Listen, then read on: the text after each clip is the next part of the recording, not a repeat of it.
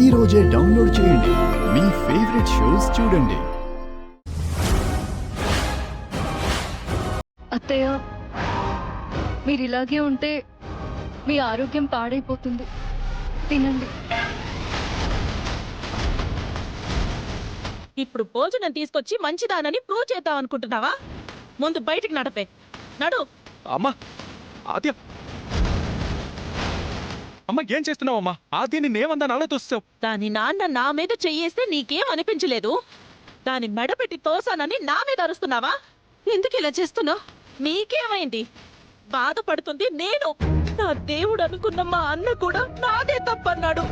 అందరి దృష్టిలో నేనే తప్పు చేసిందాన్నయ్యాను. జరిగిపోయిన దానికి నేను క్షమాపణ చెప్తున్నాను. నోర్మోయ్! మీరిద్దరూ మేనకోడలే కదా, మీరొచ్చి తిననని అంటున్నారు.